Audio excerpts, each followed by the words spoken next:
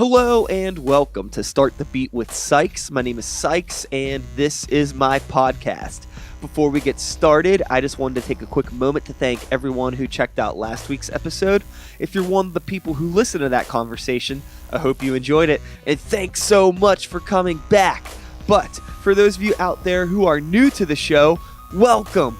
Please feel free to make yourselves at home, and as always, there's beer and soda in the fridge. Before we get into the episode, want to get into some shows that I have coming up with my bands. This Thursday, March 21st, you can see Sikes and the New Violence at Scratch Food and Beverage as part of the North Side Jams series that they're doing. I am a North Side resident, and I actually live on the same street as Scratch Food and Beverage. So come on up to my neighborhood and watch me and my friends play a show. There's going to be drink specials. There's going to be a bar menu, cocktails from Wiggle Whiskey and Threadbare Mead. Cool. All that sounds great. You should come on up. It's free to get in. You just got to pay for your food and drinks. Going to be from 8 to 10 p.m. We're playing like 2 shorter sets. They're going to be different sets, but it's a little bit of a different environment for us. We're going to be playing a lot of material we haven't played in a while. So if you haven't had a chance to see us at all, or just haven't, seen us in a while, or just want to come hang out in like a cool, relaxed environment with like some really fucking good food and drinks, come on out to that. Can I sell this show any better than I already have? Probably not. March 21st, Sikes and the New Violence at Scratch Food and Beverage. With that being said, we've got some other events I want to tell you about real quick too. The day after that, this Friday, March 22nd, Emo Night Karaoke. Chances are, if you are a Pittsburgh native that already knows and goes to the Emo Night Karaoke's, you know what's up, but you may have missed the memo that I am going to be DJing these events as well now.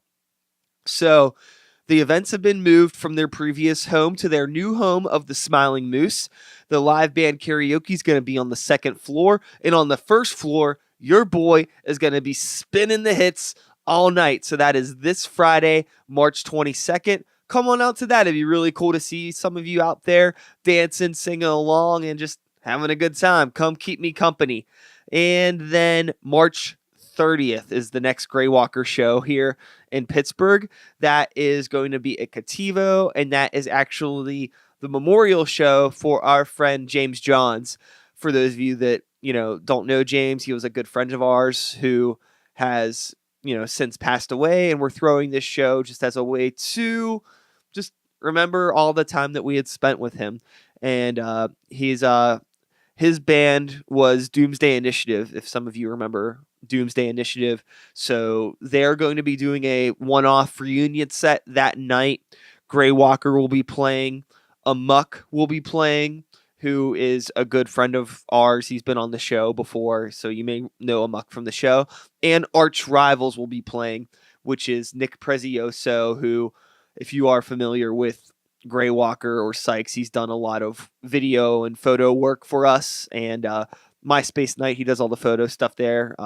So yeah, that's his band that's playing as well. He was in Doomsday Initiative as well. And there's going to be additional support provided by Hope for the Day, which it's a suicide prevention, outreach, and mental health thing. They do a lot of education and programs of that. So if you are familiar with Hope for the Day, they'll be involved in the event. And if you're not, look them up. Again, that show is March 30th at Cativo.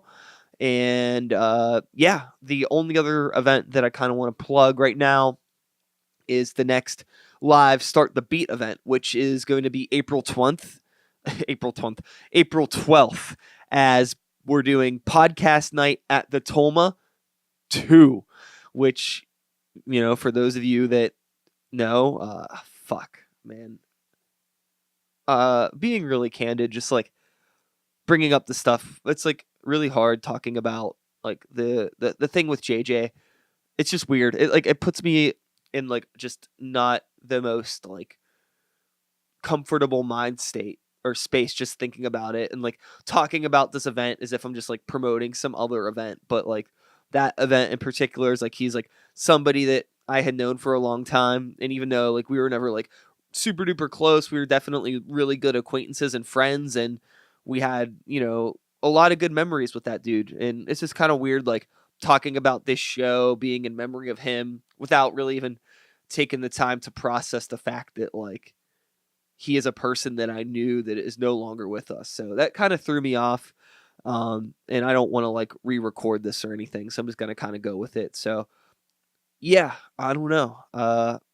Moving forward, let me, okay. Yeah. So April 12th, podcast night at the Tolma 2. And that is going to be with Thrifty Podcast, who I was recently a guest on their show. Neon Brainiacs, I was recently a guest on their show as well. And ourselves. I know that Toddy from the Thrifty Podcast has been working on trying to get a fourth show booked for that. Nobody has confirmed yet. That may change before the event happens on April 12th. I'll let you know if it does. But yeah, that's just a cool low-key night of podcasts and fun interactions with the audience and stuff.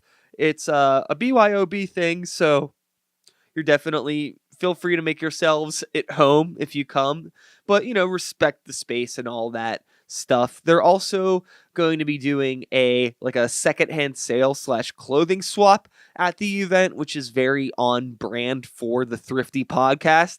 And I might even bring some fucking old records that I don't need and have them for sale just to kind of, play along with the event. I think the Neon Brainiacs guys are going to bring some old VHS tapes maybe. So it should be fun, like a little podcast thrifting house party thing.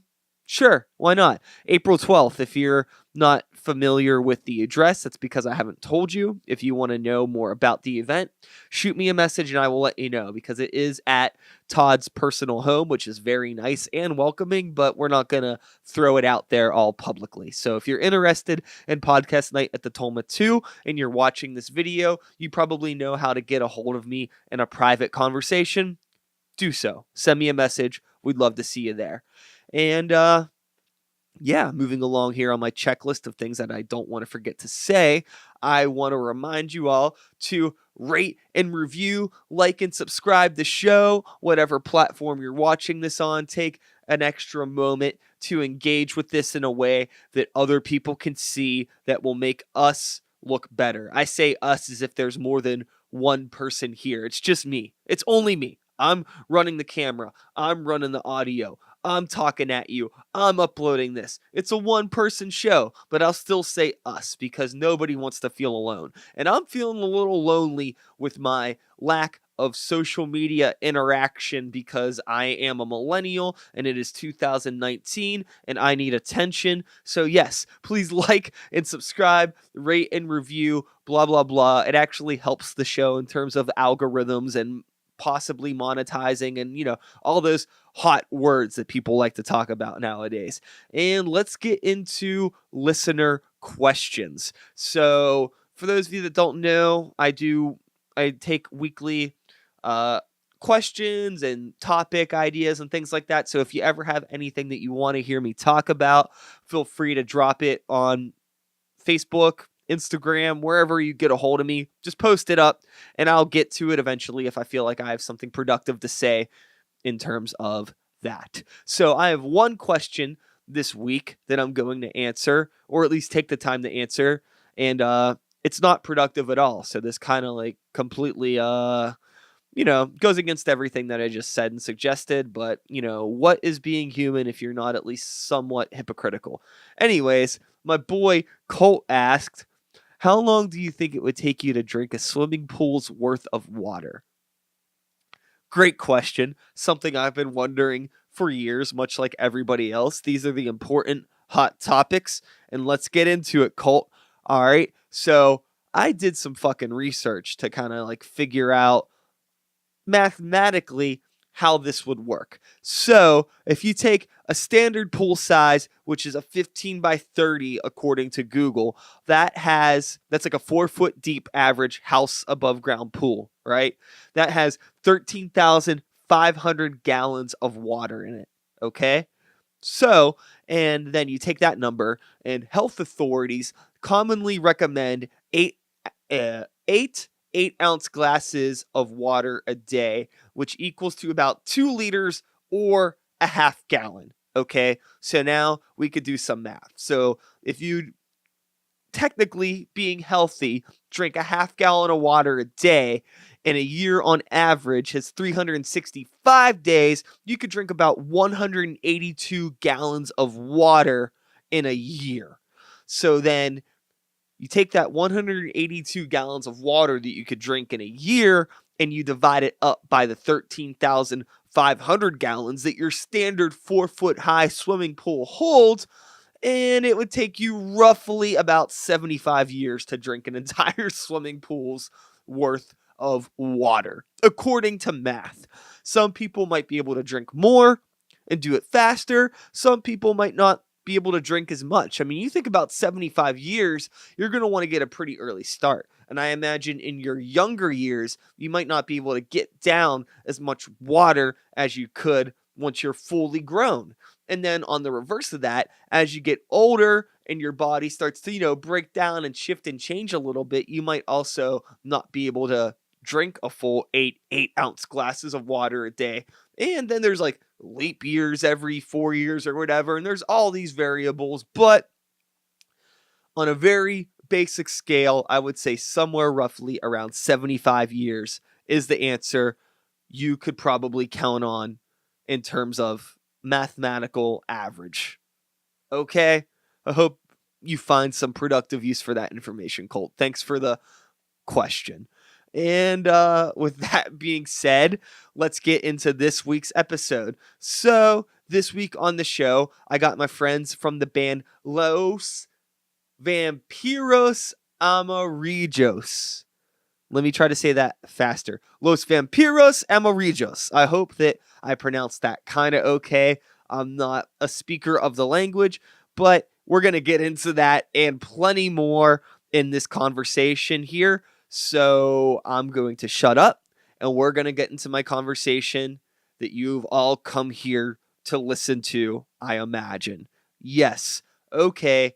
Let's sit back, relax, and let's start the motherfucking beat.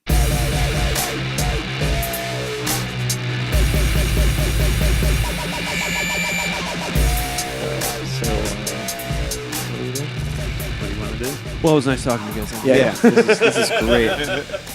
Hey, This is really good. happy Sunday, guys. How we doing? We're good, man. How are you doing? We're doing really Solid. good. Yeah. It's been a while since I've seen both of you. I just met Ben like 5 minutes ago, but the first thing he did was he walked into my room and pulled out a Slipknot record from the wall and was like, "This is the shit." And I was like, "Yeah, me and you can be friends." Yeah. Now you guys are best friends forever. Pretty much. Good. Big influence. Not on our music, but on my taste.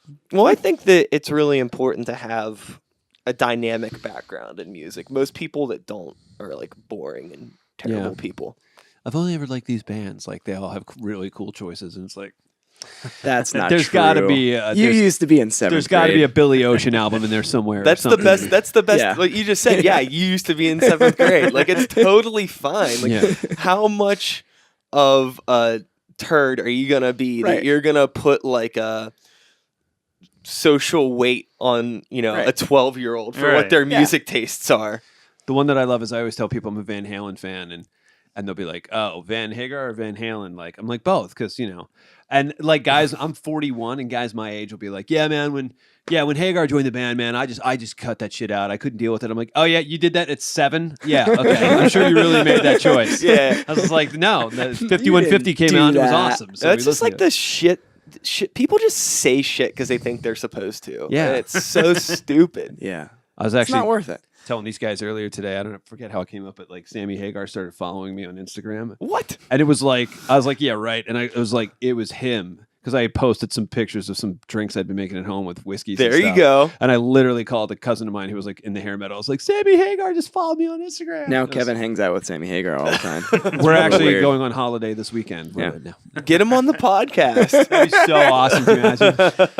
He would do it. It's funny. This is the second time I brought this up today, but did you listen to David Lee Roth was just on Joe I Rogan's actually podcast listened this to week. I listened to the first half hour. It's pretty fun. It's fun. Yeah. It's He's really- extremely entertaining. Oh yeah, He's been how long in Japan learning kendo? Yeah, it's a cool conversation. It's 3 hours long. I'll save that tomorrow. That'll be my that'll be my work. The walking, Oh, yeah. walking, Walking, Oh yeah, it's good. There was that one in the Alex Jones Oh, one, yeah. and it was Yeah. like 4.5 hours. That one's exhausting. and it's That, like it was cringy. one of the highlights was like him yelling about aliens for a half an hour, and then he segued into Tower 7. I'm like, I'm never gonna listen to this one. Oh yeah, This is it's probably- exhausting. Hitler came up a good bit though. Yeah. I think. It's remember. very mentally exhausting. But I remember looking like the next day it already had like millions upon millions of crazy. views. It's So insane. there's a lot of people that are definitely interested in whatever that guy has to say, Yeah. for sure. No matter on what side of the spectrum Right. they're on, definitely. How did he get started? Like, what's his deal? Alex Jones. Alex Jones. I have no idea. Yeah, I was Me neither. yeah. I think that he was just a newscast talk show guy, like talk show host. He was always into conspiracy theories. And then, yeah, I he think did that. yeah. He did that. He did a documentary on Bohemian Grove in like the Oh, late yeah. '90s. And I think he just ultimately found a way to like Manipulate. monetize Yeah. conspiracy theories, and then just Exactly. built an empire off of a it. lot of people in the country that listen to that stuff and think, oh yeah, this guy knows Yeah, what's this makes going on. sense. He just got angrier and crazier, and then like started selling. The best was when he started selling like weight loss products and stuff. Well, I think that there's a weird parallel. Yes. To what you were saying, but there's a weird parallel with people like Alex Jones and just like rock and roll bands in general, where I feel like if you're really loud and really confident, people will believe you. Yeah, Yeah, yeah. that's what it takes. So there's Yeah. that. You know what I mean? He was a That's- conspiracy theory rock and roller. Right. Yeah. Yeah, I guess that's where I went wrong. yeah. Way too quiet. Yeah. Way Next too time. quiet. Not too and- confident. enough. yeah. So let's get into you gentlemen. Yeah. I'm Sure. sitting here today with three fine men, Ben, Kevin, and Jesse, of a band name that I don't want to mispronounce. So how about you let me know what it is and then teach me how to say it. Okay, it's Los Vampiros Amarillos, Or you can just say Los Vampiros Amarillos. That's cool which too. is also wrong, by the way. 'Cause but that's fine. yeah. Well, you could say that. I I don't want to walk into a place, order that off the menu, and have everybody look at me like I'm a total CUNT. You know what Well, I mean? I'd say I was saying it the way Jesse said it for a while, but my Mexican wife set me straight. Now the name, it translates to the yellow vampires. Cool. Yeah. What's that all about? Well, long story short, we were the Me Too's, and when we made the name change, a lot of people asked us, why did local people that know us were like, what's with the name change? And we said, like, in the age of the Me Too movement, #MeToo, we are the Me Too's.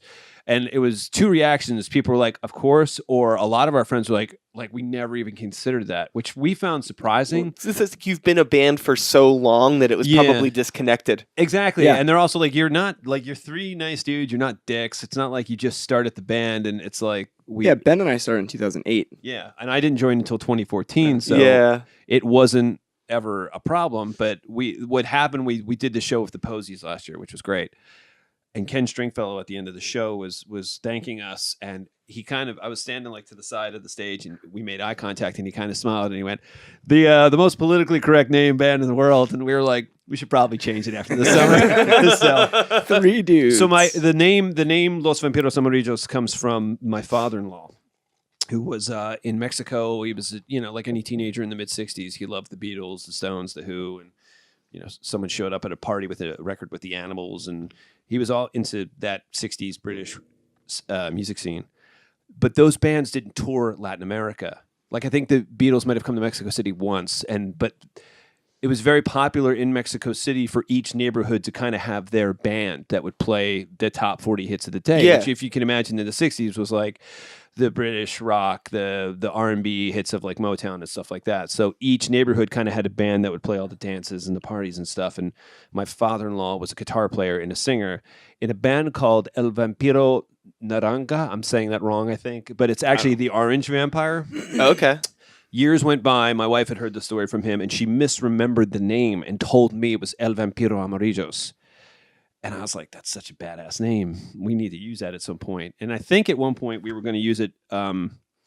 We were playing as a 5-piece for like a few shows with Mike Cunningham, who was Yeah, with doing a keyboard player and a saxophone player. Yeah, I know Mike. Yeah. So we were doing, so like the 5 of us were doing like Sonics covers, and we played like Mary Jo's 60th birthday party, and we thought maybe we'll record as a 5-piece and use a different name. So we kind of had that name and never used it for anything. So when we decided on a name change, I just said, "How about that?" And I said, okay, sounds good. he was like, "Okay, wait, what's it mean?" The Yellow Vampires. Awesome. Yeah, we sounds can great. get away with anything with that name. So Yeah, it's a cool band name. I Yeah. was curious. I remember the last time that I had you on the podcast, once we stopped recording, I was like, I didn't ask you about the Me Too thing. and I wish you And had. I didn't think about it. Like, I had thought about Oh. it before we had recorded. Like, we should talk about that. Yeah. And then we just got into our conversation, and then Right. Yeah. it just skipped my memory. Right. And then after we were done, I was like, fuck, oh well. Yeah.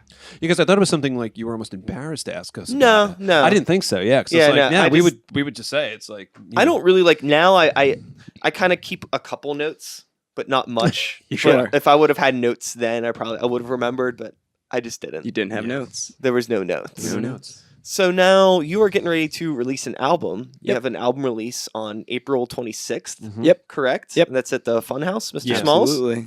Cool. So the album, I'm assuming it's already recorded It's and done. done and things Yeah. like that. Was this something that you had already been working on as the Me Too's? Like, is Yeah. anything else really changing? It's just a name change. Just It's a pretty really much. just a name change. Yeah. A little bit more like new wave sound to it, though. Believe it or not, like, and I don't know if that's just how we're changing as people, growing as we get a little older. But it seems like as the years go on, our sound changes a little bit. But Oh, this is definitely much more of a dynamic change, I think, to get a little bit more new wave, funky with a mix of crunch to it. Yeah, I mean, I think bands evolve. That happens over time. You just do.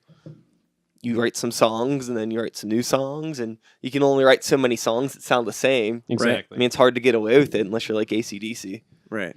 Yeah, I can't imagine 26 albums and it's all one key or something. I don't know. Yeah. Now this album, I think, I know I've been like since I hit my 40s, been kind of looking back on the 80s when I was a kid and becoming a teenager, and it was like when I was like in the mid 90s in high school, I was like, the 80s sucked. Now I look back, I'm like, there was a ton of good stuff on the radio when I was a kid, and it was just a different dynamic. Like you didn't have iTunes and stuff, and you would make tapes off the radio, and I had these tapes that were just like a Van Halen tune, a Genesis tune, or whatever. It was like the Bangles, and it would be like right when the lyrics start, because the DJ would talk right up until the lyrics, and then I'd Sure. hit a pause. And so I don't know, it may be just a bit of at least my style of drumming is a bit more of that, more kind of a crunch, more of a clean, high energy, like new wave and post-punk sound. For me anyway, that's like the style, But still a little bit lo-fi. Mhm. Oh yeah, absolutely. You just reminded There's me. no like synth or anything on Yeah. there. Yeah. I assumed whenever you had mentioned new wave that it wasn't Right. necessarily like No. Yeah. new wave, but Right. like that. Some may call, say, like post punk Yeah. or whatever. That Yeah. whole era of music, whatever. Yeah. You reminded me of a funny story talking about like listening to music on the radio and recording it and stuff like that, and it's connected to the first Slipknot album, actually, Nice. which is going to be a second time we brought this up. Well, Oh, no. keep talking. So I too come from an era of like pre-CD burning and Yeah. things like that. And whenever the first Slipknot album came out, I remember I was really, really excited about it. And I had a friend, Mike, that we would share a lot of music with each other, and he was on vacation with his family, and I remember like making him a copy of the Slipknot album onto a cassette tape. Was that and, the like, Mate, take- Feed, Kill, Repeat, or was that the No, self-titled? Not one? Mate, Feed, Kill, Repeat. I have that vinyl, by the way. Really? Yeah. Where'd you find? All right. Yeah, the Talk internet. later. No, it was the self-titled, but I made him a copy of the tape, and I took it over to him. I remember listening With to the it. high-speed dub. It was probably a normal dub. Gotcha. But the funny thing to end the story is that he really didn't like it. At the end of the He day, really didn't like the album. Bastard. All that Didn't work. work. All that work. Yeah. So, I Yeah, mean, man. now you have this album coming out, and your sound is evolving and blah, blah, blah, blah, blah. You've been playing in bands for so long, blah, blah, blah, blah, blah. The Pittsburgh scene is a big problem, right? It's terrible. There's nothing to do. All these bands are garbage. All the promoters suck. We want to get paid. Give me my fucking money, right? How are you doing in the scene? We're fine. Yeah. Yeah, we're good. Yeah, me too. Yeah, we're good. No pun intended. Yeah. Yeah, we're good. Hashtag Los Vampiros Amarillos. So, with that being said, like, what do you think about this whole, like, there's all these little things that are starting to pop up now. It started with this Pittsburgh music ecosystem thing where the people had that, like, town hall meeting that apparently went to shit. And then now I'm seeing, like, other little communities trying to do their own little pop-ups. And I guess in a way I'm putting myself on my own soapbox here with this podcast and asking you about it. But I'm coming from the angle that seems to be the rare angle that there isn't a problem. But every time I ask people about it, they're like, we're fine too. Yeah. So, like, I think who we're the figuring fuck it are all out. these grumpy people? Yeah. Just go to a show. Yeah, we're figuring it out. We're figuring out what Pittsburgh looks like. What do you expect, now as a band? Like, you're going to release this album, right? Yeah. And you put a lot of work into it. You probably put some of your money into it. Maybe the band had some money set aside that went into it too. Right. Sure. But you did this thing.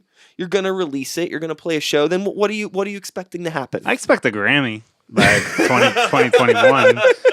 And then I expect an Emmy. And then hell yes. And then from there, I don't know. From there, the sky's the limit. Yeah.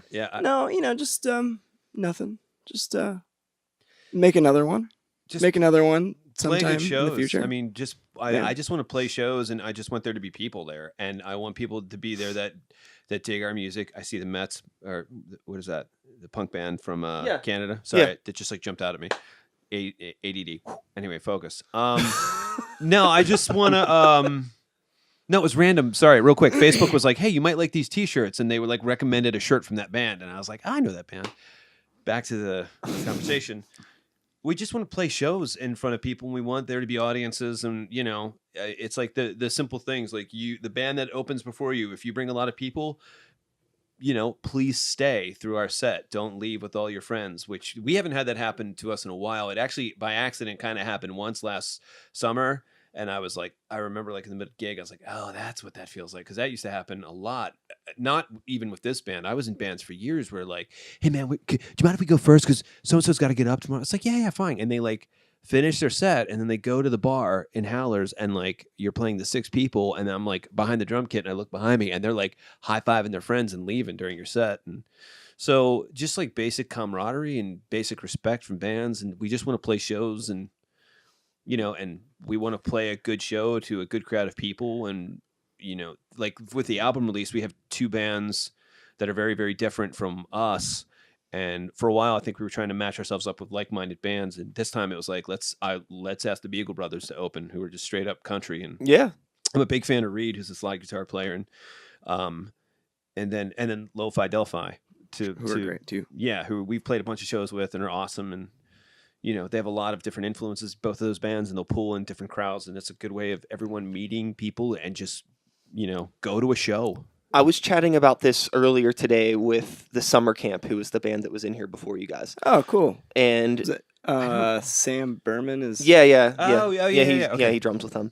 I was chatting with them about, I think, this stuff and how the local scene is for them and blah, blah, blah. And things are working out fine for them as well. They think everything's cool. Yeah. And we were chatting about shows, and I think one of the things that a lot of people are overlooking when it comes to shows is that I think bands are booking these shows and playing these shows for themselves. And they're not putting enough of thought into the people that are just coming to the show and making it a good experience to actually be at. Simple. Well, right. Which is why people play.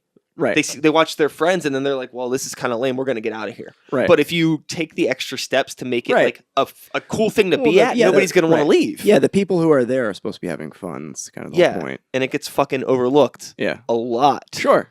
We were probably guilty of that for a little bit, like a couple of bands. Well, I mean, I've been guilty of it as well. Well, especially when you're like figuring stuff out too. Yeah. Like you're focused on just making sure you're playing all the right stuff. Uh-huh. Yeah. But once you can make that just like a solid just easy to do, where it's like second nature, that's why you practice, right? Then it could be about making sure that everybody else is having fun. It's hard to juggle it all, especially when we're on this independent train. We don't have booking agents Right. or managers Right. or talent curators or whatever bullshit job title you want. We only have so much time and Well, energy to figure it out. We each have those job titles. We'll let you guys figure out whose job is what. Okay, got it. Yeah. I'll figure it out by the end of the episode. But with the lineup that you have for your album release, I think it's a really cool way to put together an event that people are going to want to stay at, just because it's not all the same. Right. And you picked a good venue too. Right. I think that the cool thing about the Funhouse is it's very inclusive. You got a good bar there. Right. They have that kitchen that's open if the theater's doing stuff. And it sounds good there too. Yeah. And Denny's awesome. Any show that Denny does sound for, it's like he always makes everyone sound great. So Yeah. Big fan of his for years. And that helps a lot too. I think, people that don't normally go to live shows might not understand the air quote charm of a Gooskies or whatever like that. Yeah. Where it's like, everything sounds Blown out. Yeah, I think like a lot of people. there's a sound happening. I'm not sure what it sounds like, but there's some sort of a sound happening in the room. There's a certain aesthetic, and that can be fun sometimes, for sure. But you can see why it may not appeal to a large group of people who might also want to have like a conversation. Well, I think the biggest thing is like you want to get people to come out that aren't necessarily musicians. Yeah. Right. You kind of just want like normal people to come People that out, like music. but getting normal people to go to a place like Gooskies can be a challenge. Yeah, it's very Right. But the Funhouse is great, I think, Right. for what you're doing. Yeah. But with that being said, Gooskies is plenty great for some people, whereas like the Funhouse for them might be weird. Sure. Yeah, Sure. it's a little too posh. It's a little too nice. Whereas, like I've played shows at Gooskies, and I played my 30th birthday the night I turned 30 at Gooskies, and it was just like, it was awesome. It was just, everyone was chain smoking. We were all drinking too much. It was so much fun. Now when I'm 42, like I'll play there every now and then, but I wake up the next morning, I'm like, fuck, I reek of cigarette smoke. And so it is fun to play those places, but I'm like, we've played Howlers a lot. We played the Funhouse a couple times. We played a couple of shows at Thunderbird before it closed, which was also really cool. And they were like super cool to us too. That's a cool spot. Aren't they? I've seen they're back. They're reopening and they're reopening. I thought I had heard that they had some. It was all rumor control, but like they had like a black box stage, kind of like a Funhouse stage, and then they had they were gonna have a main stage. But from what I understand, it's just a big like 300 plus venue, which they can I think maybe close off a section and make it smaller. Maybe, I don't know, but it sounds I'm not sure how they're doing it, but it's coming up. It's I think it's next month. Like Toots and the Maytals are playing there or something like that. Like some big bands that are going to pack the place. Nice. Which is really cool. Yeah. I'm excited to see it. I always liked that place. Yeah, it was great. Place. Yeah, I played there once doing some rap shit years ago, but I never got to do anything like major there. So, who knows? We wound up playing there. It was like the midnight at future. the Rant Festival. Yeah. And we played like right at midnight, and it was packed. Yeah, it was great. Yeah, it was awesome. So R.I.P. Rant. yeah, I love Rant. That was a fun time. We met a lot of good bands through Rant. So Yeah, that's another thing that a lot of people keep seeming to do. These little festivals. Sure. Yeah, that happened. Why does for a everything little have to while. be a fucking festival? In the past 4 years, that became a thing here. It's like festivals. instead of contributing to shit that already exists, it's like, well, I'm just gonna do my own thing, and then it all falls apart. Yeah. I gotta say that I've had fun. if they're done well, I mean, because what's this going to be the third year for the Millville? I think so. Yeah. I mean, I'm not trying to brag. We've played a fucking blinding set at Millville last year. It was just a good night. Garter Shake played right before us. It was that double. What's that, double L? Or Double something? L. It's a It's a because really it was small cool because bar. there was not a stage. It was just people were right on top in the of you. crowd. That was kind of cool. And they do a good job at Millville. All night there were people. There were good venues, and we fucking played a great set. And it was a lot of people who had never seen us before. Like, what's your band? And I was like, this is how it should be done. As Yeah, that was opposed to great. you're playing to 3 angry bartenders and no one's in the venue, and So, but yeah, I mean, I like the street festivals. I just tend to be a little aggressive when I talk because I just think it's fun to pick on people. Absolutely. But like I'm totally like super supportive of all of it. Who should we pick on next? I do miss. I think Grant was cool. That stinks that's not happening. But with the way Lawrenceville's going, you can't place. be surprised. No, it's a different. That's a different. It's a different area now. Like, yeah, it sounds like a couple of people might be like getting priced out sooner or later with like. Oh yeah. So yeah, we were driving every time I'm on Butler, which isn't often. Maybe like, but once a month. That's enough. I feel like there's always something new. Yeah. I'm like, what the fuck? Yeah. I mean, I guess it's good to see like these empty spaces getting filled up, but it's all like just the way it goes, man. Pretty wild stuff. That's the way it goes. It's Yeah. fine. It's just the nature of things. Neighborhoods change. I just like, I know they're going to be doing a bunch of stuff in Bloomfield coming up in the next year or two where the Sure Save used to be. I mean, like... Yeah, I keep hearing people like talk about this Sure Save thing. Everybody's like romanticizing this grocery store. No, but well, I mean, it's like if you I mean, I walked in there. I'm not kidding. I walked in there and I literally was like, I'm like, did my car have a flux capacitor on it? And I didn't know. I walked in 1987. Sure. Even the music that was playing was like, the people looked like they had been there that long and hadn't changed their clothes. And like, and even the whole place, this just reeks of my like, that one shitty neighborhood like grocery store that we'd sometimes have to go to on the fly. Wait, is it like, closed? Yeah, they're going to be building. My wife's an architect and a couple of her friends are architects. And so there's going to be like maybe a community center. There's going to be, they're talking about, I mean, don't quote me. There's going to be something there, but the fear for places like Haller's and places like that is that once this place goes up, then all the landlords are going to go, oh, let's jack the rent on the whole couple of blocks up. I mean, part of the reason that you've heard it here first, folks. No, you didn't hear anything. You heard my dumbass making some claim about. I mean, no, you can look this stuff online. They have like maybe it'll be this, maybe it'll be this, but oh god, the venue across the street from Howler's that recently closed. BBT. Yeah, BBT. Part of the reason that closed too was someone slipped on ice outside the venue and then tried to sue the venue, and like their insurance that they have to pay to make sure everything's okay doubled.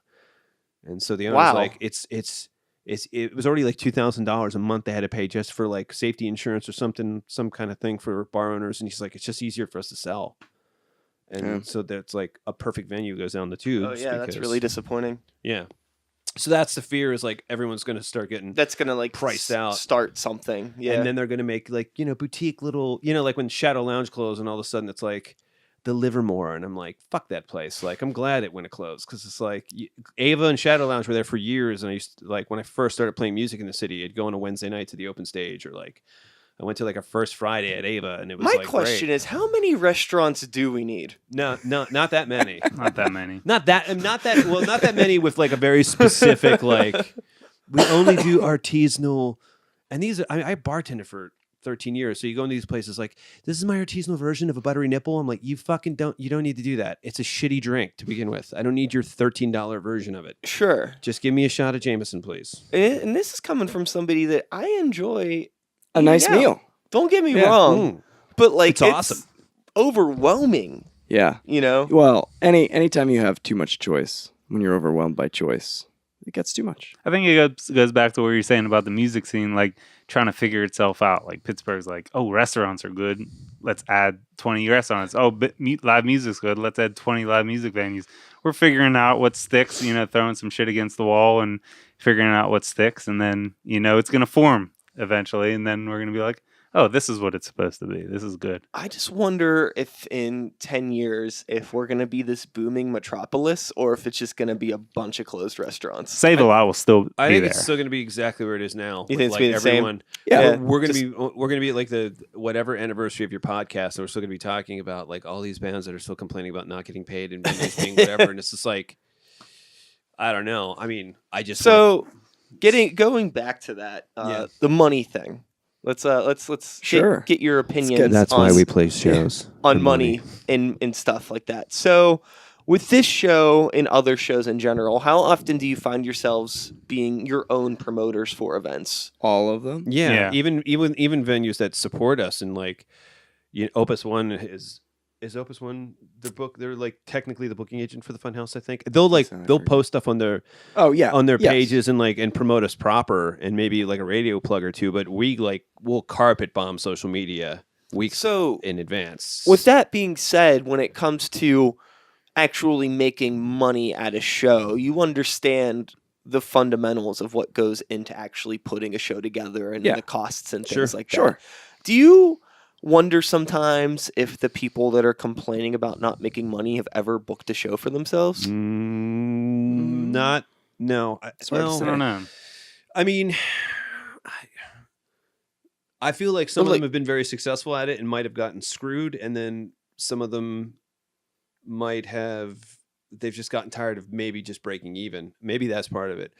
We talked about this the last time on your podcast. Like, the three of us are in a very lucky situation because we all have jobs that pay proper. So, like, again, if we don't make any money, as long as we played a good show and there were a bunch of people there, I'm good. Yeah. Like, my only goal with that is to be able to fund the next thing that I want to do. Oh yeah, well too. Like that's always my goal as far as finances are concerned. Yeah. Whatever money we make, I usually just say throw it in the the band and fund. then we just use that for like. Hey, do you guys want t-shirts? Yeah, okay, sure. We got this for the t-shirts. Great. And then we self-record it. Like, we produce everything ourselves. So cost there is pretty limited. That's the same. That's just the way that I've been with my projects. We just did with Grey Walker. We just promoted our own shows 2 weeks back to back. Yeah. This is the way things fell. Yeah. And but they both somehow catered to different people, and we were able to get a lot of people out. And it's just like one of those things where we know how much each of the venues is going to cost, so we price accordingly to that and try to, just think about how many people are going to be there, or what we want to pay everybody, and just try to push to get people in the door. Right. And it seems to usually work out fine. Just with planning, actually breaking down all of the numbers and doing some math and creating a bit of a business plan of sorts for your event. Maybe it's a bit of a generation. Like in no other circumstance could you just be expected to just get handed stuff. Yeah, I mean, like, that doesn't work. Like I was about to say, like, maybe it's a generational thing because, like, I wasn't in bands in the '90s, but like I had friends who were in bands, and I'd see a lot of shows and. They were some of them like on a Saturday were getting up at 7 a.m. to go fucking cover South Street in Philly and like posters that they knew were going to be covered up by the end of like that weekend. And so like just having a good show was kind of the reward, where I think most bands now, like in their early 20s, they're like, well, we covered Facebook, so we're good. So people should show up. And it's like, you have to go to shows and you have to plug your own stuff, and you have to put up posters, and you have to make a lot of phone calls, and sometimes it's not fun. It takes the fun out of it. But when you show up to Howlers and there's like 60 people there, it's like, this is gonna be a good fucking night. Like, we're gonna have a great time, and it makes it worth it. I remember like outside Laga and stuff like that, there were always bands handing out their little flyers like after the show. There were like lines of bands just waiting for people to come out. And you don't see that as much in like the other places of the little venues. So, that might, that personal factor. There's a weird disconnect with younger bands right now. Last night we had this band that played our show, and it's the first time we had ever played with them. They're a younger band. Really nice. Like early 20s or something? Yeah, I'm assuming they're probably in their early 20s. And my guitar player was chatting with the guitar player of that band, and the guitar player said to the guitar player of that band said to the guitar player of my band, Which is already a dangerous thing, having two guitar players talking to one another. What he said to him was, "This is the first time anyone from another band has ever talked to me." That's weird. He said that Why? to your guy. Yeah. What? That's weird. And he was like, all these shows that we play, none of the other bands ever talk to us or want to hang out or do anything like that. Like, we just play, people stand there with their arms crossed, like, just are like, they're just, everybody has their own little cliques and their own little bubbles, and nobody's socializing. And we're the complete opposite. We're like, yo, like, what's up? Like, they sound like they got... we practice every Tuesday. Come on over. We'll play some fucking video games. get some pizza and shit. Come on over, like, you know, because our fucking band practices are 20% practice and 80% bullshit anyway. Right. So I thought you were gonna say 20% practice, 80% pizza. but same thing. Gotcha. Well, it's the funny thing too. That's Is a like subtitle to the next album: 20% practice, 80% pizza. I love that. But that's the thing. Like, whenever you're a little older, like in Greywalker, we're all in our 30s. So, and we're all like BFFs. Sure. So, Yeah. our practice nights are also like just the guys hanging out, like at the Yeah. same time. So, we're kind of juggling like Yeah. I've been productivity and just like friendship. Sure. I've been threatening for the last year that we were just going to start recording because we all have a mic and we all have headphones and we just need to like record our rehearsals front to back because like someday when I'm in my 70s I'm going to be listening to the banter Oh, and like yeah. the musical jokes that arrive and they're hilarious and like, you know, it's so much fun and that's one of the great things about being in a band. You just hang out and have fun. Yeah, that's almost like I love the process of creating. Yeah. Yeah. And it's kind of it's stabbed me in the back to some extent because as a an artist, I suppose you put together this album like you just did and then you release it and then you're supposed to like, you know, go promote it and Right. do all these things. But as soon as I release something, I'm like, what's next? Like, I just want to Yeah, get yeah. back in the fucking space, you know, so we could go back to the studio, so we Yeah. go back to making some music videos and do everything Yeah. up to the album release. I love all the behind the scenes creating, stuff more the than creating part. I love playing shows too. Yeah. But I Yeah. hate the promotional side of things. Right. I feel like being an introvert is what made me an artist. So Right. now it's like so weird to have to be extroverted Sure. and be like, look at my art. Yeah, yeah. Look at it. I mean, You go to I've the- said Look this at several it. times, but the whole reason that I even started this podcast to begin with was that like I really sucked at talking to people and communicating with people.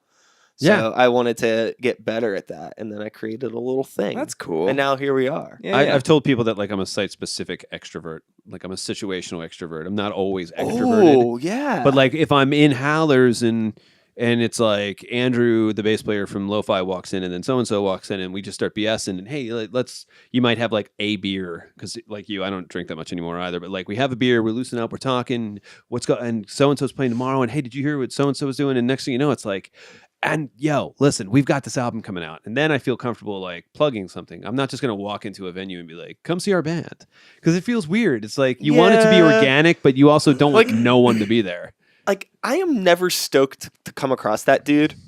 That Right. just like or whoever. Unless they're that good at person that walks Right. up to me and was like, check out my band. I'm just like, whoa, Yeah. all right, like pump the brakes a little bit here. It's a little bit like abrasive, and I never want to Yeah. be that person. Yeah. But at the same time, I feel like not telling people about my art could really Right. be a problem. I remember there was one time when I had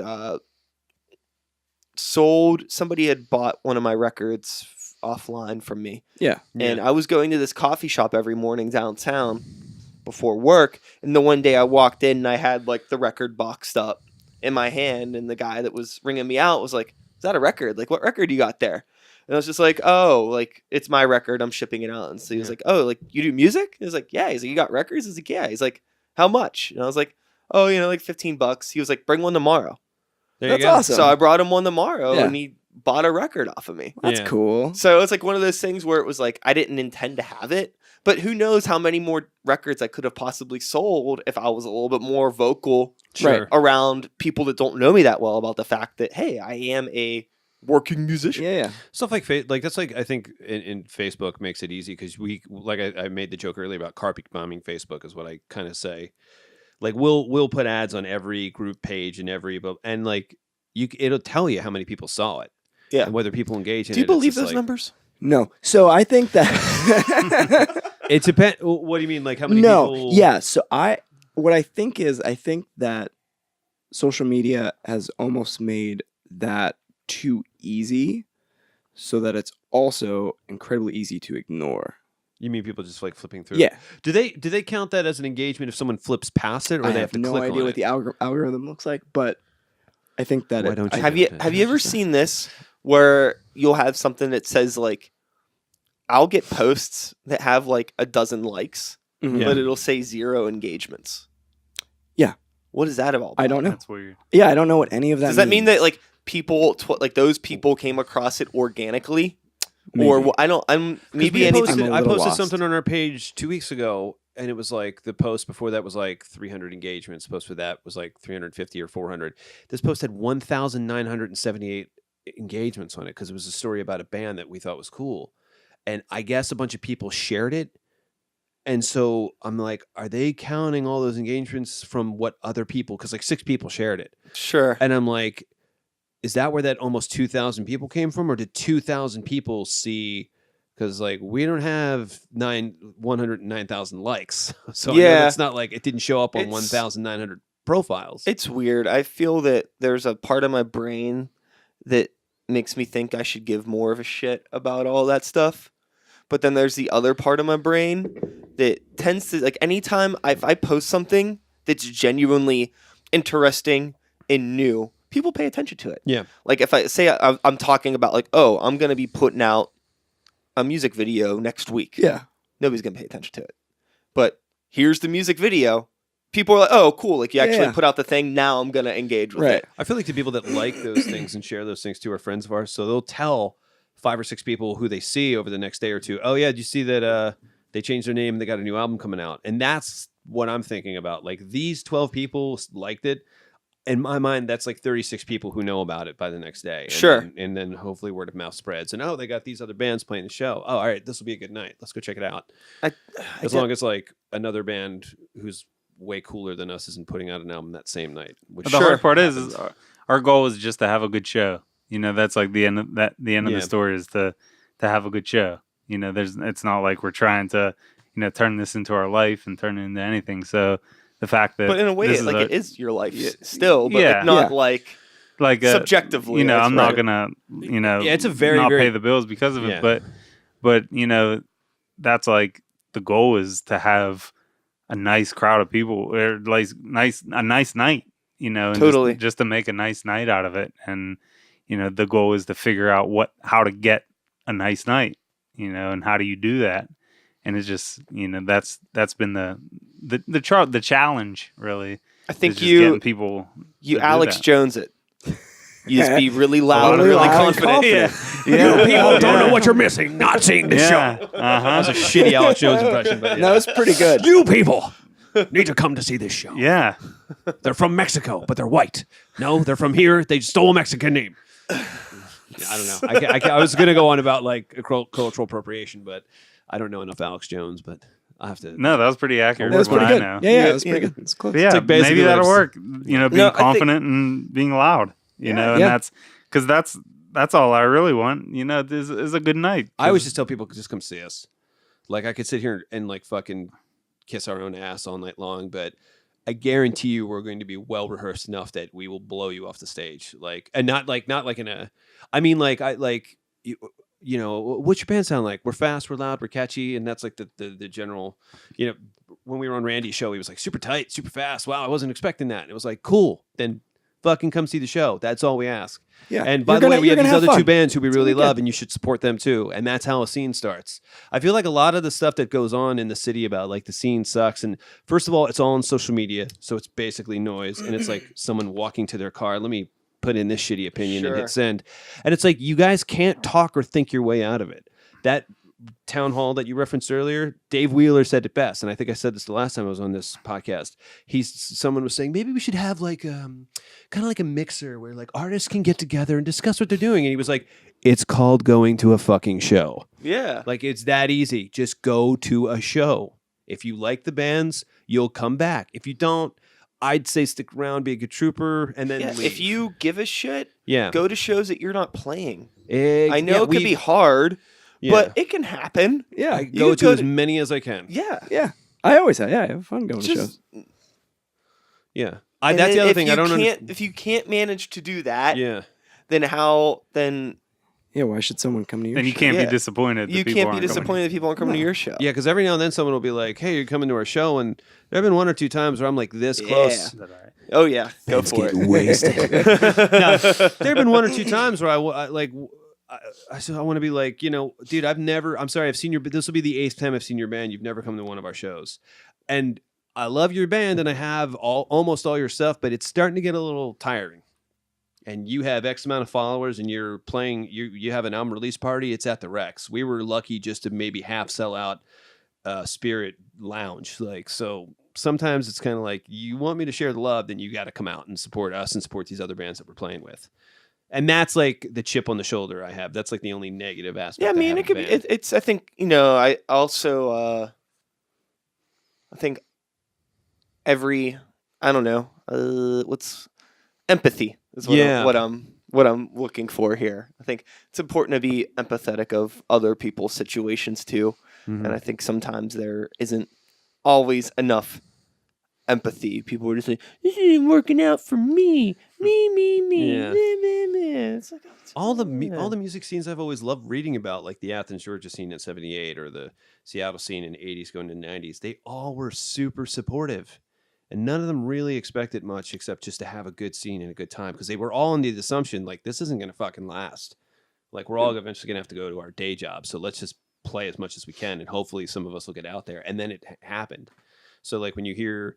A friend of mine was like, I want our city to be like Athens, Georgia. And that time I'm like, it's never going to be that, because all those bands went out and saw each other and supported each other. And that kind of happens in this city, but within its own safe clique. It doesn't really, you don't see a lot of cross-pollination with bands or scenes, you know. You don't see like a metal band and then a hip-hop band get up and then like a folk artist on the same night. It happens every once in a while, but not as often as I think it should, you know.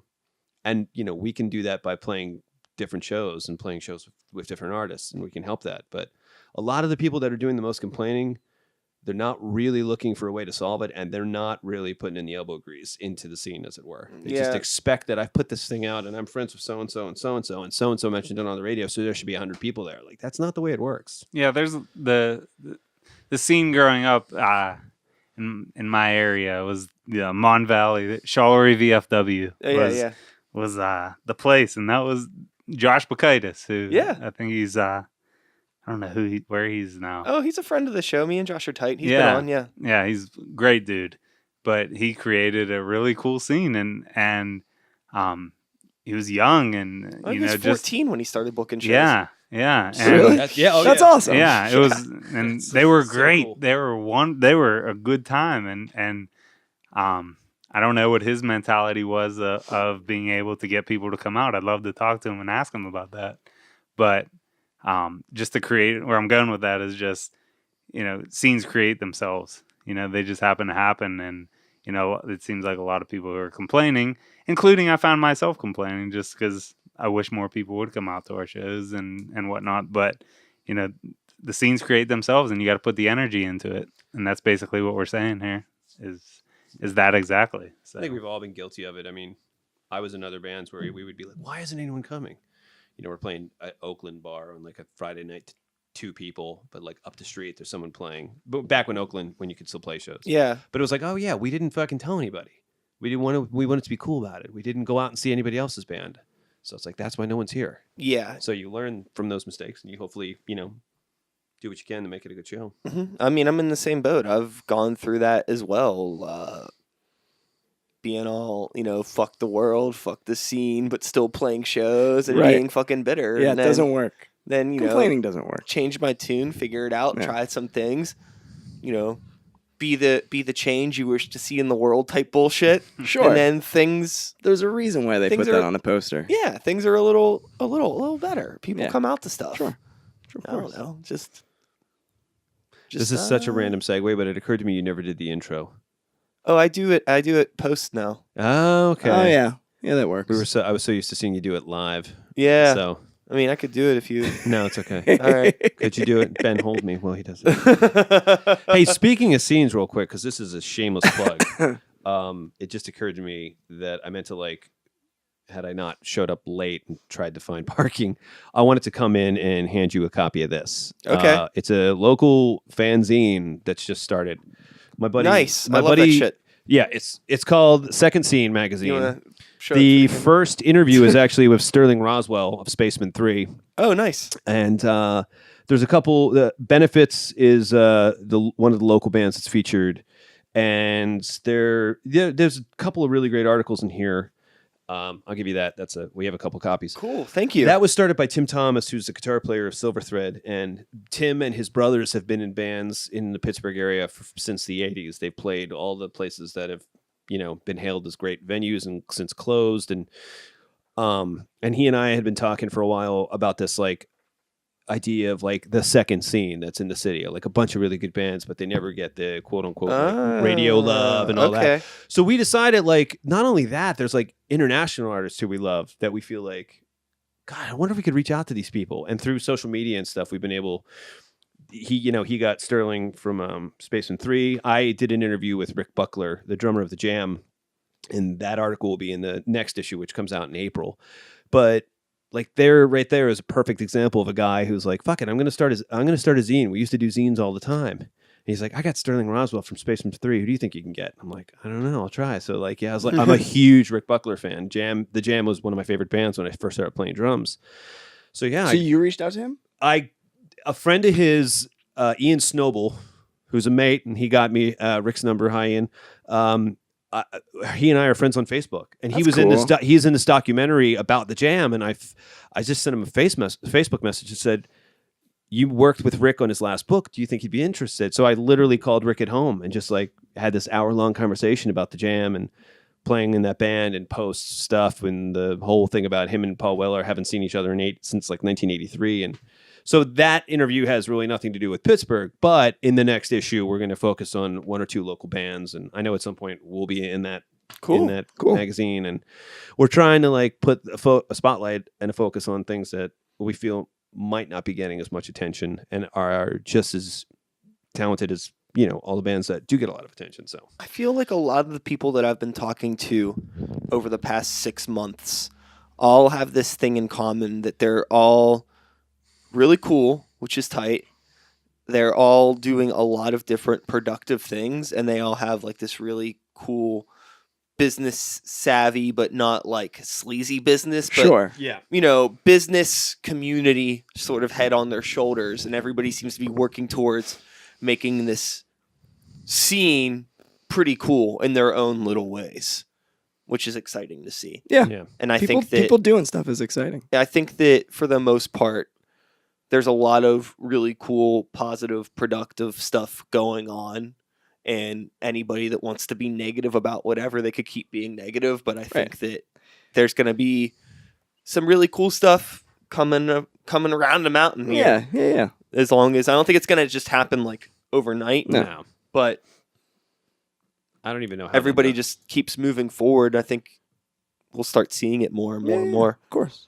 As long as everybody just keeps, one day at a time, doing whatever they can, whenever they can. going to shows, supporting each other. Right. Not complaining. Trying not to feed the monster too much on Facebook with like, no one sees our band. Your band sucks. Well, I don't think anyone calls. I don't think I've ever seen any of those. That too much of that. I've seen one or two of those comments, and they're just hilarious. And they're usually to people like that can just. Yeah, I think Banks from Action Camp got one of those. Like some guy was attacking Banks, and I just sat back and like, this is going to be fun to watch. And Banks is hilarious and 5 times funnier than any other guy. So he gently took the guy apart and was like, dude, you're talking about this and that. I've never heard of you, and none of us on this fucking chain have ever heard of you. And we were all like, yeah, dude, don't know who you are. He's like, I've been doing this forever. And Banks, you play covers, because he was like, Bank does the tribute fest. We do that once a year. He's like, and Bank's like, dude, I have like all these albums out with this other band. Like, what are you talking about? So. Yeah, those guys that are on those like negative rants, I don't know what they're. The internet's a weird place. It just is, yeah. It's a weird place. I don't know. It's a weird place that like, things that you would never say to people if you were like sitting right in front of them. People seem to think that it's cool to say that online. Super passive aggressive. It's like you're like that much more removed from the person. So yeah, it's just not a healthy place to be. Not for creativity. You shouldn't go there. Shouldn't go there. It can be. I think that the important thing that a lot of people have forgotten is that you are actually in total control of who you're friends with on Facebook. Right. So it's just a matter of either accepting that you've allowed some idiots into your life and you can remove them. Right. Or you can mute them. The same as in real life. Or you just deal with it. Or you could also remember that there is a sign out feature or a log out feature still on Facebook. You don't have to be connected all the time. Right. Is Facebook the only way? Yeah. And no, No. I don't think so. A lot of people that left and now just do Instagram or something like that. If they want to have a social media thing, which I'm like, I mean, I'm still on Facebook because of this band and because yeah. I have a lot of family members. It's just terribly convenient to send a video of my son to so and so who lives across the country. And Yeah, you know. it's fine. I feel that like if the reason why you don't have a Facebook account is because you can't like emotionally handle it, I think you have like something bigger that you need to work on. Yeah, something else has gone wrong. Yeah, you need is fine. There's probably something you should Yeah, definitely address. Yeah, avoiding Facebook isn't gonna help whatever that problem is go away. Sure. Yeah. But anyway, back to the music. I don't have a scene. Facebook. Nice. I deleted it and I have emotional issues that I have to work through, I guess. Maybe. I don't know. No, I don't know. But I mean, it's I got rid different of it though a if it's little just while like I ago. don't fucking want this, and then you just Yeah. But don't use it. the other way is just, I feel like we need to be more connected. We need to talk to each other. Like you said, you're a guitar player, talk to another guitar player, and that was the first time that anybody ever talked to him. What the fuck's that all about? That's bizarre. Everything. That's really weird. Everything I- that people. Oh, sorry. Go ahead. I was just gonna say I wasn't super surprised though when I heard that. Yeah. Because Which I is know not- that not like good. I know like some of the venues and the shows that they had been playing, Yeah. and when I heard that I was like, oh yeah, that makes sense. That's Well, it's part a- of the reason why we don't Yeah, you don't play go there. those play those places. Because Yeah. that Sad. the It's really generation is sad. using those to communicate so much too. They literally might not just be that good at talking to people. I can see how it's an easy out if you're an introverted person or maybe, kind of a chip on your shoulder and you're suspect of other people. I'll just post stuff and just stand in my corner and wait to play. I mean, that's what I assumed it was something like, Yeah, that's I- whack. Again, any of the negativity that's in our scene, it's all on social media. You hear about these like, other than that town hall meeting where a couple of people went AWOL, I don't hear about like, yeah, did you hear at so-and-so venue, like someone was playing and someone got up and just started yelling about how much the scene sucked? Like that doesn't happen. It only happens on social media and then people talk about it. It's like they're arguing with something that isn't really even there. And like, oh, so-and-so made this post that our scene in the city is like, it's not that good. I'm like, oh, I mean, I just saw Bob Mould last week and I'm going to see these bands this week. So I'm having a good time. That's all I can really do, Right, a scene doesn't have to be competition. It's not all about competition. It's Yeah, about that's always a weird thing. I think there's a weird vibe I of can competition in the area, and it doesn't have to be about competition. It's about just making music and having a good time. But I think that there's definitely a vibe of competition in this area. So, empathy. You said it before. Getting empathy back and just appreciating what people are doing. Or we should I just think- have like one massive game of paintball, like Or one that. one Either scene empathy versus or another paintball. scene, and The show that we did last night. Or pizza. Where'd you play last 80% night? Pizza. So originally, the show last night was supposed to be at the Marquee. okay, yeah, Oh, the Squirrel Hole place. Yeah, Gotcha. but then we had to move the show last minute because the Marquee's yeah, not it fell opening through, on yeah. time now. is it not? Is it still opening? I would believe it is. I'm not Okay. going to say that it's not. Yeah. I've sure. been in the space. Mm.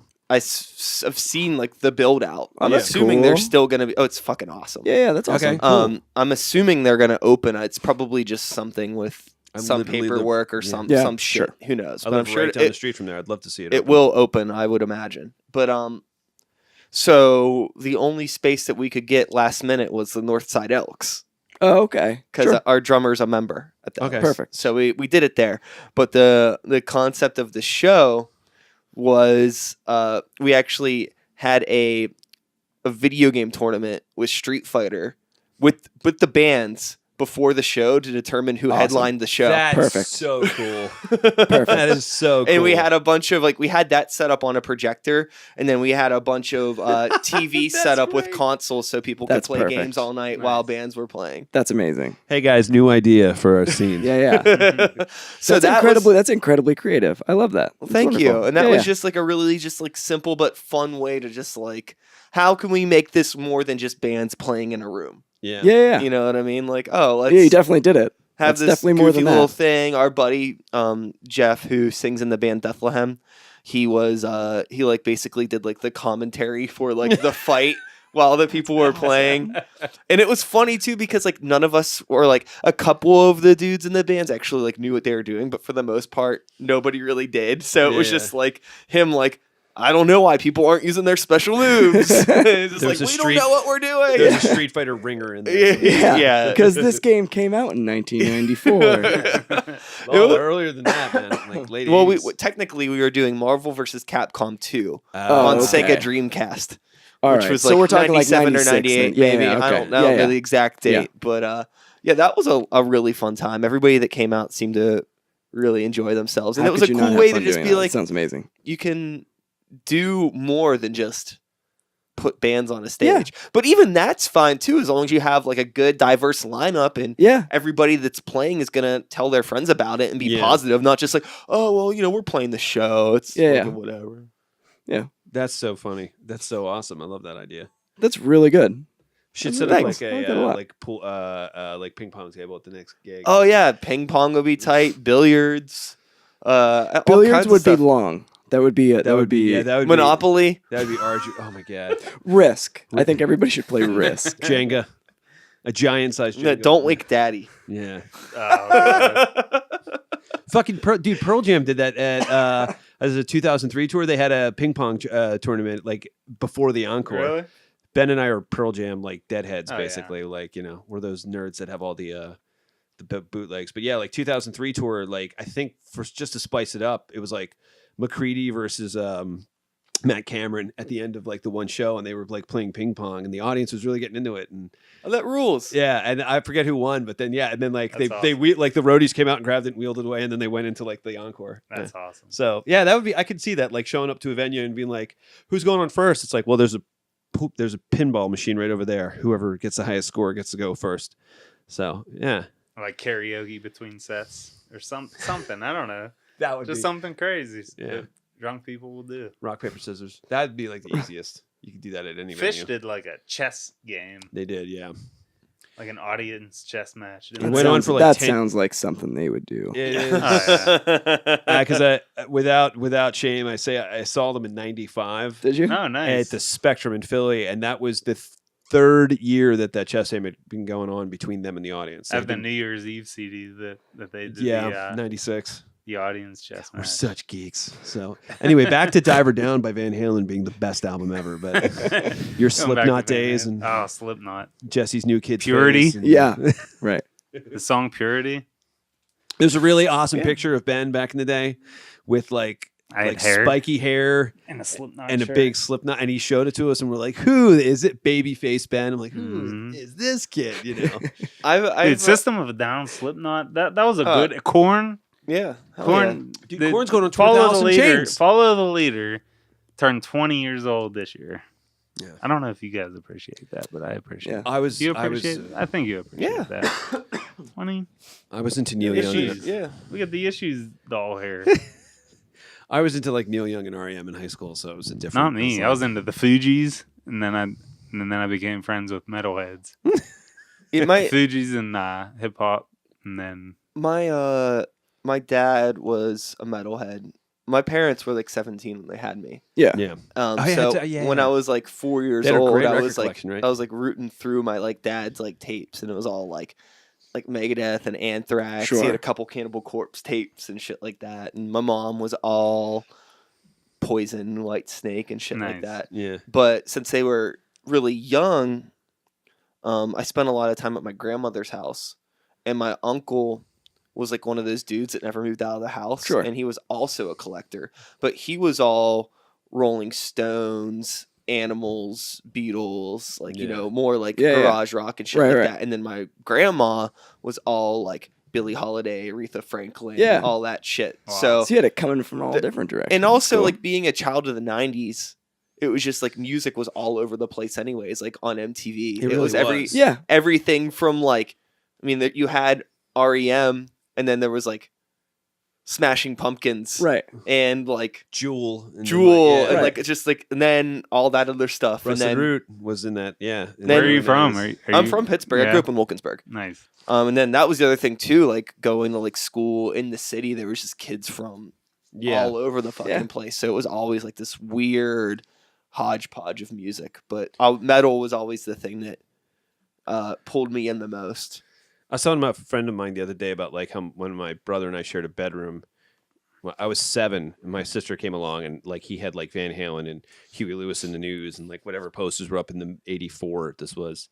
But I remember like in the late '80s, he started getting into metal, and like I came home one day, and there were like the 3 Iron Maiden posters and like Anthrax. Hell yeah! And just like I remember listening to Number of the Beast, and it was scary. But it was such an awesome song. And even then, I remember I was like 9 and I was telling my mom, like, they don't mean it. They're not really into Satan. It's just a good song. And, and so like, but yeah, my brother was a metalhead. And then like he got into more like Zeppelin and classic rock, and he was into Dead and Fish. And now he's like, I know he's a huge Willie Nelson fan. And like, he's like all over the place. But like, I used to just kind of listen to, he'd have records and he'd go out and hang out with his friends. And I'd like grab his records and be like, what's Crosby, Stills, Nash and Young? Put that on. And then like, first time I heard Guns N' Roses, the same thing. Like you had the stereotypical older brother experience. I did really like, and he would, and it was very careful to put the record back where I found it. Cause he's like super protective. Cause like he had a radio, and then I had a radio, and then he got a boombox, and then I got my like ghetto blaster, and then he had a stereo with a record player, and it started getting serious, like, and he'd be playing his music and I'd be playing my music.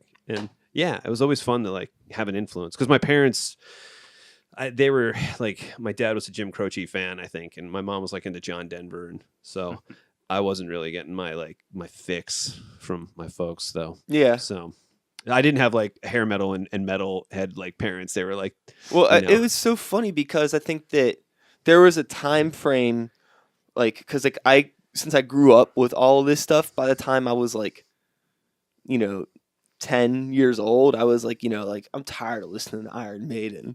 You know what I mean? Yeah. Like, I have a picture of me at my 10th birthday party.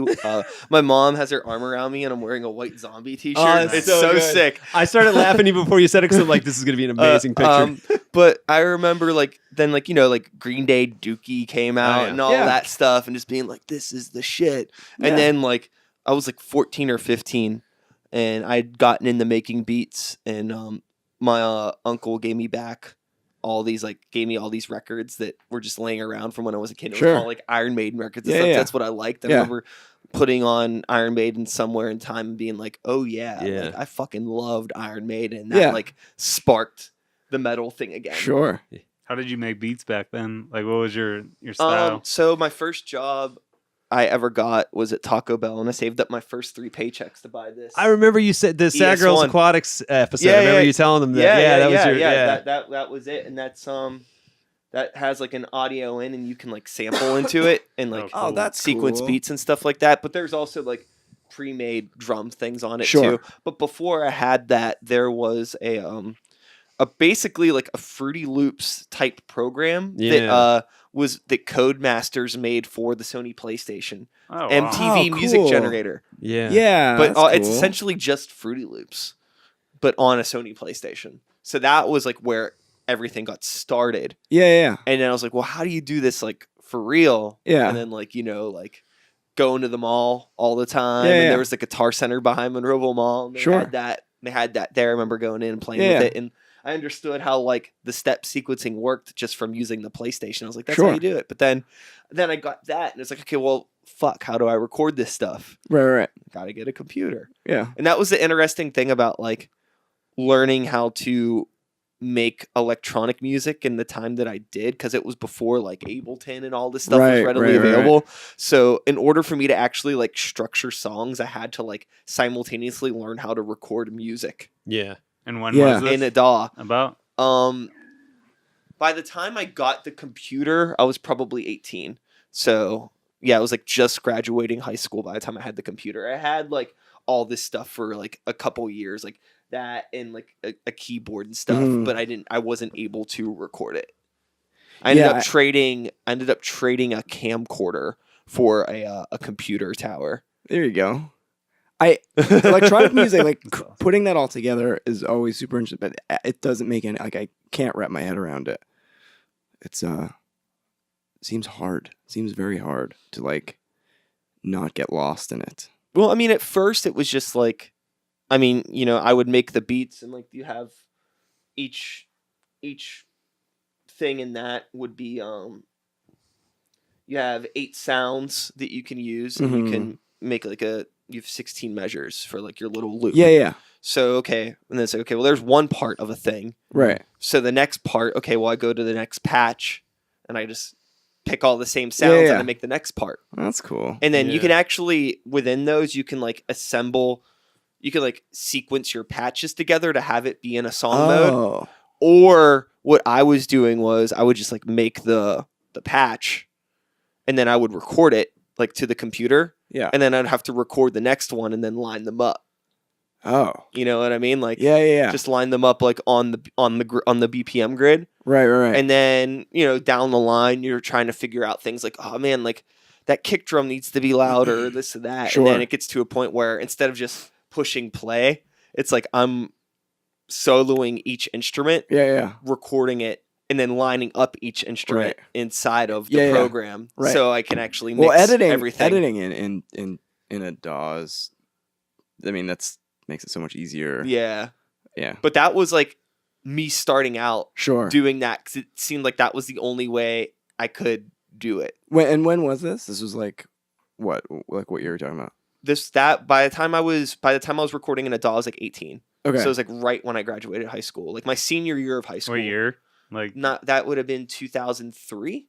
Yeah, I think it's cool. Jesse does all the recording for our stuff, and watching you do all that, like it's fun. You could spend months on one song just playing with the song. I think we have and being able to dissect it and really, you know, go into it. And it's I funny, think it's really crazy how in depth and how much time you could spend. And it's, in my opinion, I think all three of us is like, you know, you could do too much. I mean, doing stuff in your own space by yourself is like a blessing and a curse, because you could theoretically never be done. Like if you didn't, half of the battle is knowing when you're finished. Yeah, actually more than half the battle is knowing when you're finished. The Sikes and the New Violence album that we put out in November, there's technically 3 versions of that album recorded. Wow. Yeah. Wow. Sure. But it was a thing where like there was a lot of like there was some like member changes and life situations and things that happened on each version of it, and it was just like, okay, well, this isn't it, this isn't it, this isn't, and then okay, well, this is it. Yeah. But that was we would have never been able to do that if we didn't record it here. Right. No. Yeah, you wouldn't. So, it would have been possible. And and if the songs were ready to go when they were first done, then it would have got released, but it just wasn't ready. Right. Yeah, I like to not spend that much time actually recording the music, like, because you guys just do like what, a handful of takes of each song. Yeah, Maybe a couple times. Yeah, 4 takes of a song, and the same thing with guitar. Like I'll do 3 or 4 takes of the guitar takes and just do it. But I like the editing part. I like the arrangement, and I really like mixing it too. I like finding the best sound for that combination of things that we put together. I think it's fun. I think that it's really, I love mixing stuff. It's a lot of time, but I like I guess I'm a control freak. Yeah, in some ways. And so all the details are fun to like dive into too. That's just interesting to me. Greywalker's recording, we just tracked a cover song with our friend Sid Riggs, who has a studio over in Stanton Heights. And I was just over there earlier today, like doing mixing stuff with him, because like he sent us back a mix that he had done, and then I sent him a list of notes, and I just kind of sent him a text. I was like, I emailed you a list of notes, but it would be really cool if I could just come over and like mix the stuff with you, just so we could communicate it, and we banged it all out in like an hour and a half, whereas that could have been maybe like a 2 or 3 week thing if it's like just emailing back and forth. Yeah, sometimes notes can be hard too, because you may not be able to communicate what you're actually trying to say. Absolutely. Yeah. Yes. This last album, I think I actually sent one or 2 times. I sent you a voice message. Yeah. Because I'm like, I could text this, but I'm not as smart as you with this. It's just gonna come out like so. This part of the lyric that needs to be, I forget what it was, but it was just like, it was so much easier. Or like a lot of times after we're done rehearsal, he'll say, come on in and listen to this. And we'll sit there and listen to our parts and say, that's great. Maybe make that a little whatever it is. And it's like, I hadn't thought about that. Okay. Yeah, because I feel like once in a while you'll send us this, and I'm like, it sounds good, dude. I don't know what else you could do to it because he's been up with it all night long and he recorded, mixed, mastered it, and so we just like, yeah, this is great. Maybe make Ben's bass a little louder, and then that one tweak, it's like done, awesome, next track. So And we're done.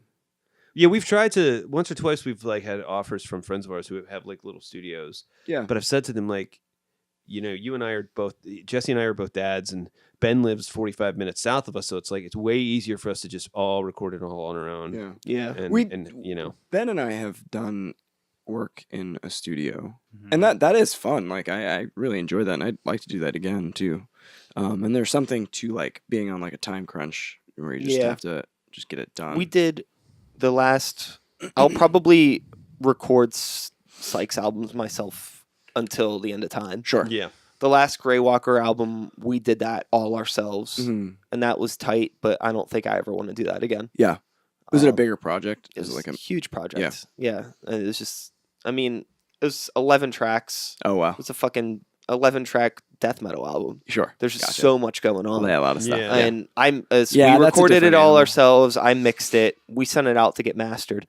But I mean, I had a lot of fun doing it, but I think you get too attached and too removed from the performance. And with something that's so fucking like technical and like meticulous, I kind of want to just be like, let's just go in and focus on what we need to do, right? And let somebody else worry about engineering and recording and things like that. Well, there's definitely a reason why those different positions exist. So but with that being said, I think that I think every band should at least have the ability to be able to track themselves, whether it's to record full albums or even just tracking demos and shit like that. We learn a lot too, and the song becomes different too when you're doing it like that too.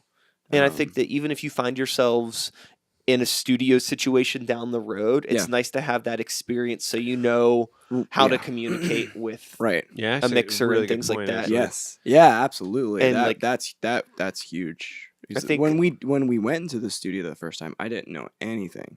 I don't think either of us knew anything. And I think that's like where, I mean, I don't know what the end result of your experience was, but I know in some situations, certain bands that I've talked to that don't have like the most enlightening, we'll say, studio experiences, or like things turn out kind of wonky. It's because, the engineer, the producer that's recording it doesn't know what your band is supposed to sound like, and you don't know how to tell them what you want to sound like. So you get this weird kind of like neutered version of which I think is what it sounded like. Yeah. What it ended up sounding like. Yeah. And but if you have the knowledge to be able to say like, no, like we want a little bit more here, or like I don't think that snare needs all that reverb, whatever thing it is. There is no need to put that much compression on the bass drum. Sure. It's not necessary. Sure. Yeah. For us, it's necessary. Right. Exactly. Right. Yeah. In a death metal situation, you need to have that bass drum super compressed. First time I was in a studio, I think we booked like, because the band I was in at the time, we'd write songs so fast. Like if we didn't have it in 20 minutes, we'd shit can it because like it's probably a bad song. And I think we'd rehearse real fast and we felt pretty cocky. So I think we booked like and maybe 2 hours to record an EP. And we were like, okay, it'll take like 30 minutes to set up. And I mean, 2 of the songs are a minute, like 40. We'll be out of there in no time. And it was like our guitar player broke a string on the first take, and then he broke a string on the second take, and then our bass player broke a string, and then it was all these crazy he like set it down and it fell over, and then like I was in the middle of a really good take and just like I went like that and the top of my stick came off and I'm like, this is bullshit. And it was like an hour and a half into our 2 hours and we had 2 songs done. But the guy, luckily, was a friend of the guitar players, and at one point he's like, "I don't have any bands after you guys," so he just like rolled a joint, and was like, "Just keep going, just keep going." We were like super stressed out, and it sounded really fucking thin. And it just was like, because he had never seen us live, and we didn't say like, no, we sound like a wall of noise coming at you, and it was super clean. And I was like, ugh, let's never use this. So yeah, you do learn a lot of lessons your first time in a studio. I think that it is pretty funny how like I'm like, I can barely play the drums. What the hell? Oh, like, fuck yeah. It was terrible. You always need like 3 times the amount of time that you think you're gonna need. Yeah, Jesus. Yeah. With recording, I always compare it to tattoos. Okay. In the sense of like, if you want to get a particular tattoo, you don't just go to any artist. There are artists that specialize in different styles of tattooing, right? Sure, like, right. if you want pad thai, you don't go to the fucking Olive Garden, right? You should. You go to a fucking Thai restaurant. Yeah, even you though shouldn't do that. it's all noodles on plate with sauce, Right. but it's not quite the same. Garden for Italian food. No, really. I'm an Olive Garden apologist. I fuck with the Olive Garden, okay? Olive Garden is not that bad. You might feel gross after you leave, but it's worth it. Anyways, I think that a lot of times people are just like, oh, this person records music. So, and we have music that he's recorded, so this is going to work out. Should But be that's easy. Yeah, that's, no, Yeah, I would always doesn't think always that work. you need to look into the portfolio. Mm-hmm. And even if you have a friend that's maybe willing to record your band on the cheap, Right. sometimes it's worth it in the time that you're gonna potentially throw in the garbage can to just right. pony up a little bit of money or whatever and work with somebody that's actually experienced in the style of music you're trying to put out there in the world. I think Jesse did. I mean, he does all of our recordings and masterings, and I thought the last album we put out sounded really good. Oh, really but good. then like I remember I was on my route listening to as a mailman, he would like email me stuff, and I'd put it on my iPod and take it with me on my route. And I remember I was like delivering mail and laughing out loud. I'm like, "Fuck, we sound great! Like, you did a really, really good job." Like my snare drum and everything. Just like it's like God, that's exactly. I didn't even have to. Like that's exactly what I wanted. I don't even think we got to the part where we got to notes yet. And I'm like, "Fuck, we're a really good band." Jesse's really done a good job on this last album, and so yeah, I was like almost shocked. I was like, "Dude, this is."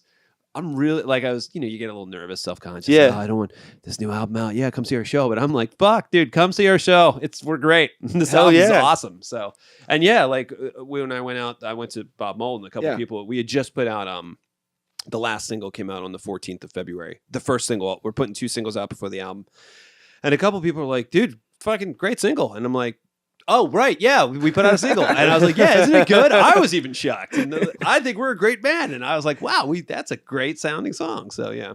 So, yeah, we're putting out, the last song was called, the single was called Injury is Likely, which came out on the 14th of February.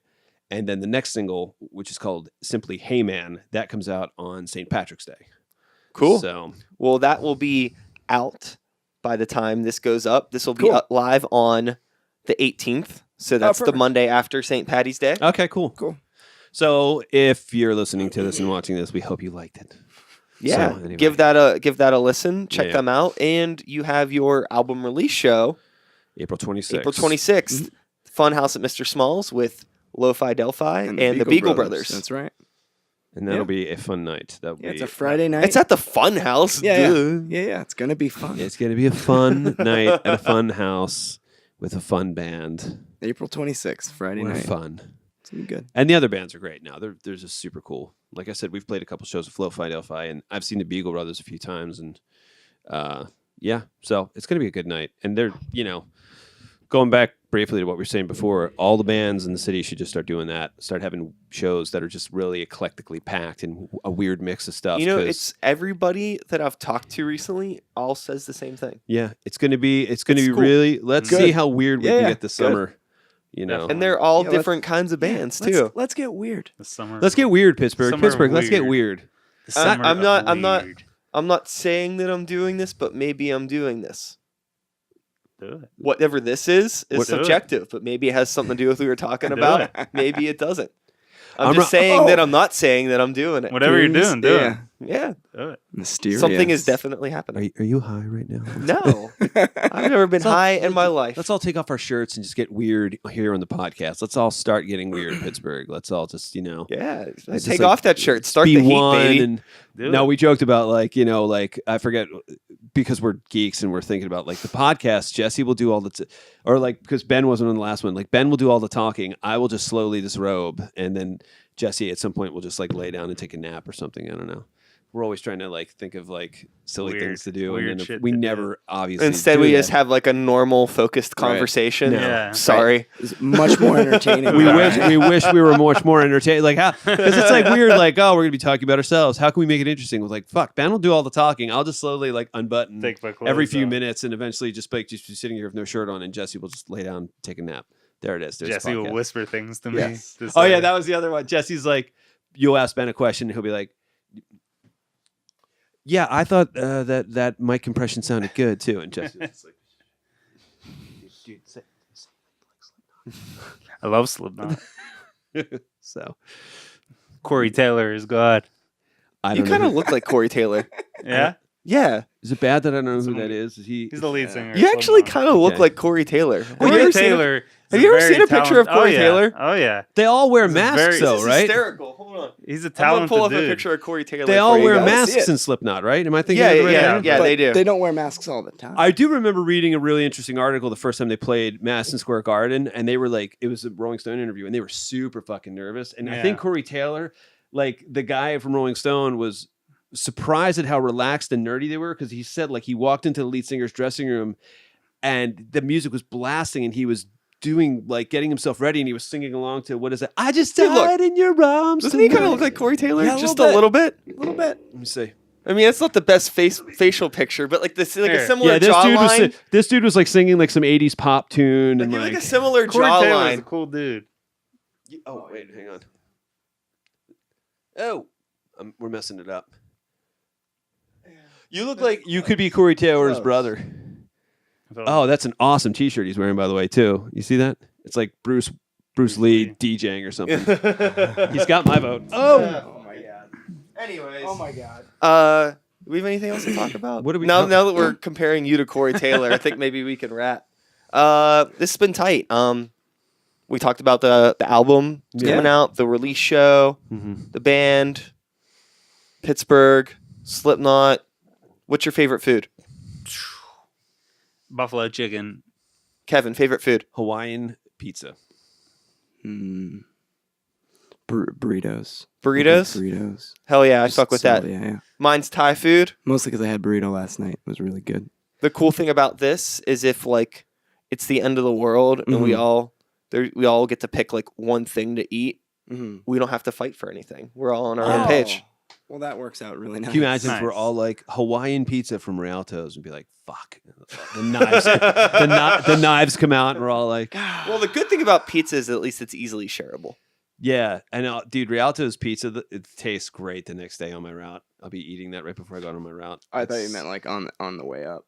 On the way up? No. What was this gesture? This gesture wasn't like I wasn't gesticulating like in like a flux like problem or So anyway. Well, cool. Yo, thank you guys for coming over. You. Awesome seeing you again, Jesse, Yeah. Kevin. Good to Nice meet to you, meet Ben. Yeah, absolutely. Any Slipknot fans, a friend of mine. Definitely. But also, if you don't like Slipknot, that's totally fine too. Yeah. I wasn't about to pander. Oh yeah. I wasn't gonna pose. I'll burn you a CD. No, dub him a cassette tape. I like Slipknot when Joey Jordison was still in the band. See, you know more than you think you know. that was a reference to my Van Halen thing earlier. Yeah. Like, oh yeah, you like Slipknot after you didn't like them after he left, or when you were 12? Yeah, okay. Tight. Yo, well, thank you guys for coming over, and we are done. Thanks, man. Thanks. And that is all, folks. Thanks so much for listening. I hope you enjoyed the conversation. Quick shout outs again to Ben, Kevin, and Jesse from Los Vampiros Amarillos for being here, having a talk, and being okay people to be around. I don't know. I don't even know why I record these outros. I don't know what I'm supposed to say. But what I will say is that they are nice people. I'm glad they were here, and I hope you enjoyed the conversation. Those are things that I already said. I've had a long day. I'll be back again next week with another episode. Same time, same place, same channel. You know the drill. My name is Sikes. Start the Beat 2019. Woo! Woo! Thanks for listening.